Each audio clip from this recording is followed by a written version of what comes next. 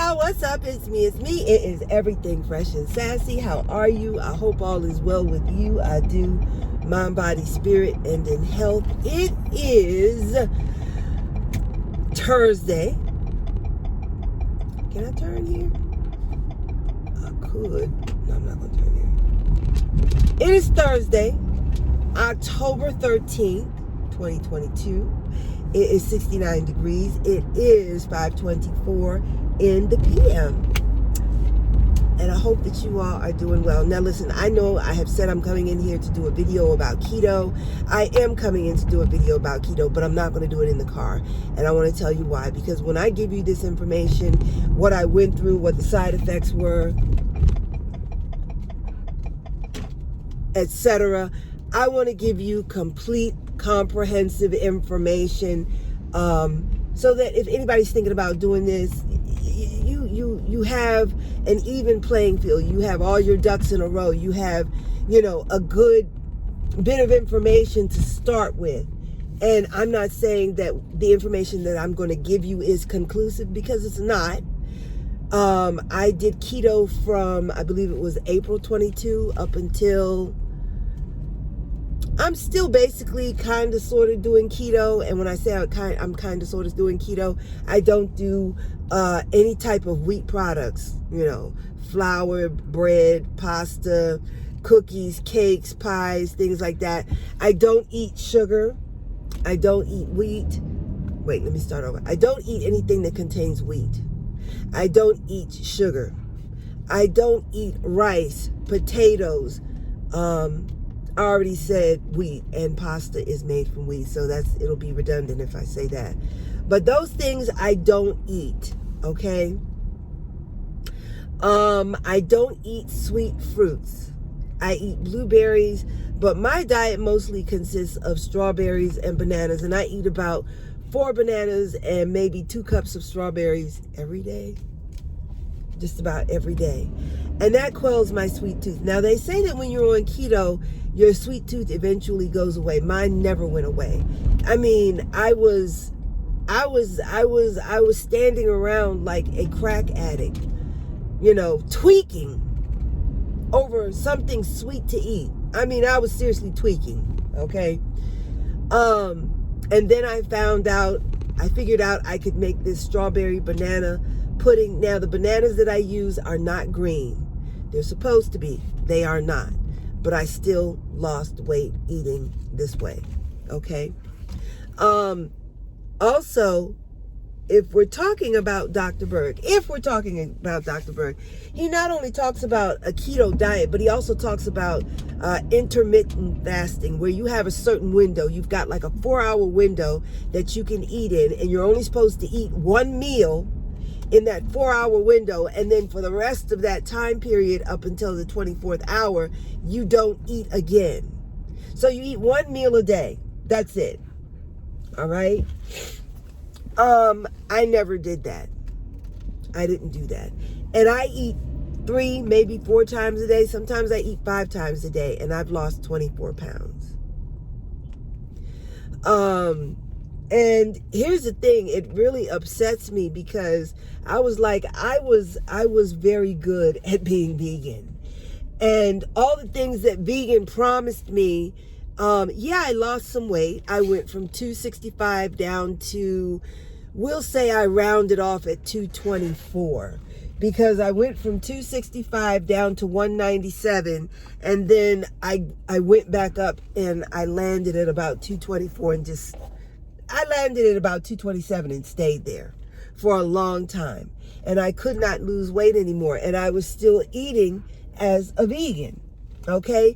And after depriving myself of all those nutrients, all those vitamins and minerals, after depriving myself of all these things, I was left sick, nutritionally deficient, and still overweight. So I was a little disappointed in myself for not figuring it out sooner, because I did this for 10 years. I did this for a solid 10 years. And, I looked around at other people who were also vegan, right?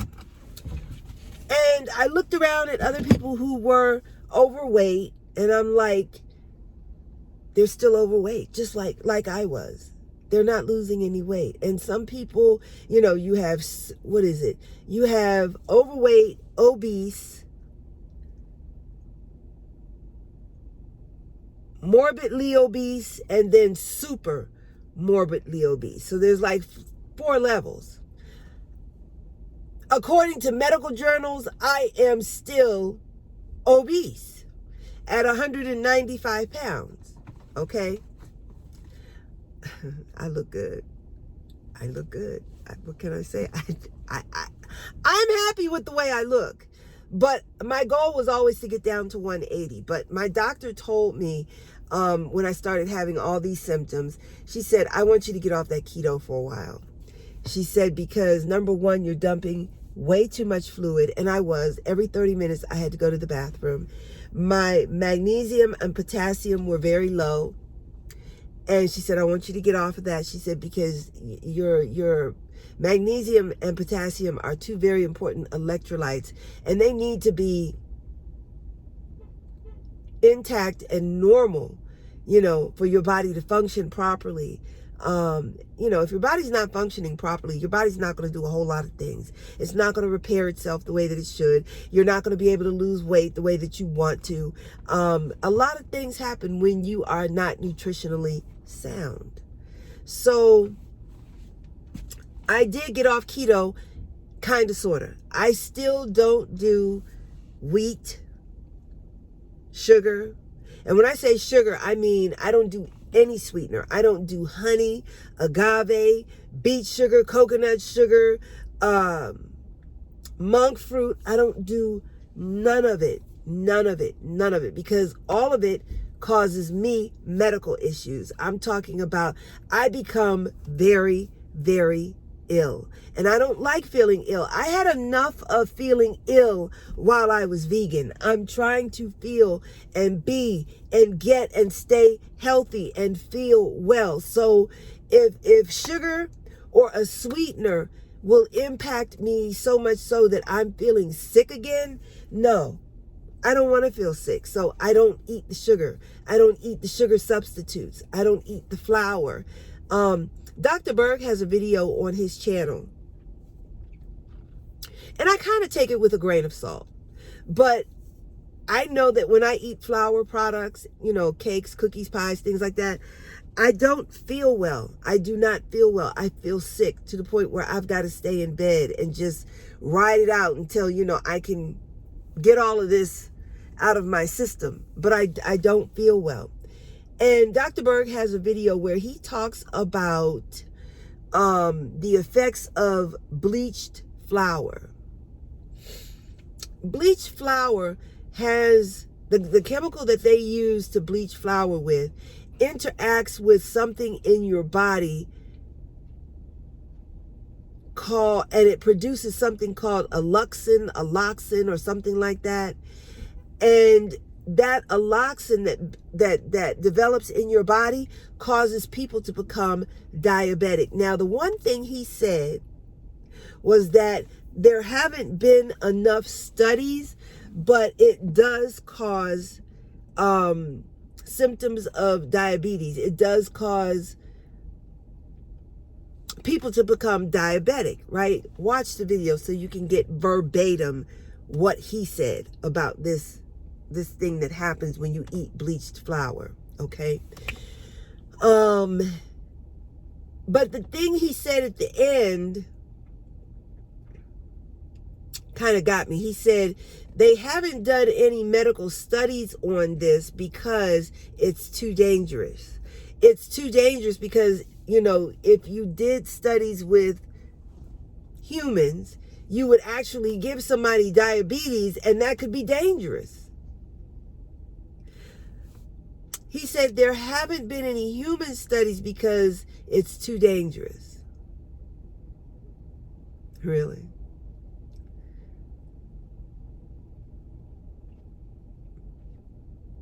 Are you telling me no dangerous medical studies have been performed on people before? I'm just, listen, I'm not saying that they should do it just because they have done it. I'm just saying there have been plenty of medical tests and experiments performed on humans before. Now you're concerned about giving somebody diabetes that, okay, let me just leave that right there. But you understand where I'm going. You understand what I'm saying, right? So anyway, honey, I'm not coming out. I don't know if you're backing up for me, but I'm not coming out. Oh, she's backing up for somebody else. Okay. So, but anyway, I had problems, and my doctor said, I want you to get off this keto diet. And I kind of sort of did, but I still don't do sugar. I still don't do flour, rice, or potatoes. Because rice and potatoes metabolize or turn into sugar in the body. So I don't do those things. So, but anyway, like I said, I really want to do a video that, where I talk about, what I did, what happened to me, reasons for wanting to be on keto. I feel a lot better, and the thing about it, and I've said this lots of times before, you don't know how bad you feel until you start feeling really good, and I didn't know how bad I was feeling until I started feeling better. I guess I just kind of accepted how I was feeling as the norm, oh, this is how I feel, this is normal, and then I started feeling better, and it was like, wow, I don't feel like I did a month ago. But a month ago, I thought that was my normal. But that wasn't normal. You know what I'm saying? So anyway, I got to go in the store. I just wanted to drop this little video and just give you this little bit of information. Somebody asked me one day at class, they're like, you just seem like such an upbeat kind of person. You are outgoing. They have been watching some of my videos on my channel. And they said, well, what do you do? And I'm like, I just live my life. Honestly, I just live my life. Whatever way it comes to me, whatever way it's given to me, I just live it. And one thing I don't do is I don't make having a thing or money as a priority in my life. My priority in my life are the people that I love, my children, my grandchildren. Hi, my kitty Pop. Hi, my kitty Squeak. What's up, small dog? People are important to me, not things, not money, not, the aesthetics that so many people, look for. Oh, I got to get that. Oh, she got that. I got to get it too. Those things don't occupy my mind. They don't, when I say occupy my mind, they don't leave me, thinking, how am I going to get that? I want that. I got to get that. I got to get it. I don't want anything bad to come my way, but I'm telling you, if, never mind. I'm not even going to speak that into existence. Not even going to say that. But no matter where I am, I can find peace. I can find joy. No matter where I am in my life, I can find peace. I can find a source of joy. I've had bad things happen to me. I've had bad things happen in our lives as a family. We've been through it. We've been through things just like I think any other family goes through things, but we made it out on the other side, and I'm grateful for that too, but how can I say it? I keep my head down. I do my work. And I do what I'm supposed to do as a mother, as a wife, as a homemaker. And I know my place and my position in life. I know my place as a woman, as a wife, as a mother. And I stay in my place. Now, some people get very bothered when I say that. Okay? Because today's, with the whole feminist movement, a woman can do anything, she can be anything, and she's strong, and I was raised by a strong woman to be a strong woman, and I'm strong, and anything he could give me, I can get all by myself, and then you've just talked yourself out of the man that you really want so badly. and you're left to be strong all alone. So, anyway, like I said, I know my place. I stay in my place, and I do what I'm supposed to do. I keep my head down. I do my work, and I don't know. I guess in doing that, I'm just happy in doing that. And yeah, because guess what? We all have a Yahweh to serve. We have a kingdom to build and a heaven to get to. And that's my focus. And being that as my focus, I don't let any other thing else distract me. Not what the devil did today, or how the devil busy over here and the devil busy over there. You know, when I first got what was called saved, when I first got what was called saved, okay, I can remember people saying to me, well, you know, the devil really going to be on your heels now. You know, the devil gets real busy when you saved. No, he don't. I think people use that as an excuse and a crutch to fall out of line or to get off that straight and narrow path. Well, you know, I've been saved for about six years now, or 6 months now. And you know, when you save, the devil can get real busy, and he'll come over here and he'll cause you not to have this or do that, or this bad thing will happen. No. See, I guess for me, it's like when bad things happen, it's because I didn't do something right. I didn't plan something right. I didn't do what I was supposed to do.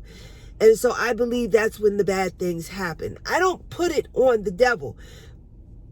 Mostly because I don't want to give that thing down there credit for nothing that happens in my life. If I trip and fall, I want to believe it's because, listen, this has always been my belief. When I trip and fall, I'm like, okay, what did I do? What did I say to that person that was wrong? Did I do something wrong to this person? No, I tripped and fell and I bust my butt because I did something I had no business doing. That door slammed on my hand because I did something I wasn't supposed to do. Not because of the devil, but because I did something. I did something, or I didn't do something I was supposed to do. And that was supposed to be the attention getter. Like, look, keep up, okay? And you're going to get more than your hand slammed in the door. You're going to get more than just falling on your fat butt, okay? So keep messing around. That's like Yahweh's warning to me. That's how I look at it. I don't see the devil in nothing I do. I don't. Now, I know the devil has his place. I know that the devil has his place, but I know the difference between right and wrong and what I should and should not be doing, okay? Now, if I make the decision to go ahead and do what my Yahweh said I should not do, then I made a decision. I made a decision because, you know, an angel can be sitting here and a minion can be sitting here, you know, whispering in my ear, go over there and steal that bar of soap. Go over there and trip that lady up, you know. And I got the angel sitting over here saying, oh, help that lady. She needs help with her bags, you know. Or, you know, say something kind to that young man over there. He looks like he could use a kind word, you know. I can listen. I got ears. I got a mind. And I can make a decision. But this whole thing about the devil tempting people, okay, yeah, the devil can tempt you, but you have a mind. And you have a decision to make. Yahweh gave us free will. And each and every time he offers you that test as to whether you want to listen to the angel over here on the right or the devil over here on the left, that's your test. It's up to you whether you fail or pass. It's not on the devil. It's up to you. So I don't use the devil as an excuse for nothing.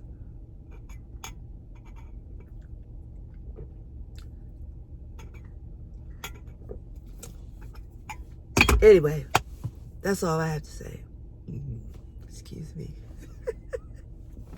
Excuse me. But like I said, you have You have a Yahweh to serve. Oh, honey. Oh, you okay? Oh. Oh, poor baby. Poor little baby. She just got out of the car. She couldn't have been no more than 6 years old. And I mean, she was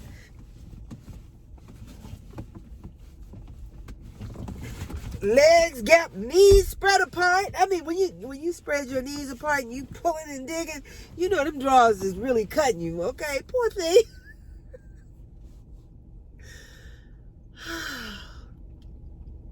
This is why I can't do videos while I'm out. Everything catches my attention. I love the people watch. Look at the little boy with his little curls, his little ringlets. His daddy got ringlets. He got ringlets. Got his little tassels hanging from under his sweater. A lot of the Hasidic people shop here, and they come out a lot of times on Thursdays to do their Sabbath shopping. But anyway, what was I saying? You know, as I was getting ready to say, you have a Yahweh to serve.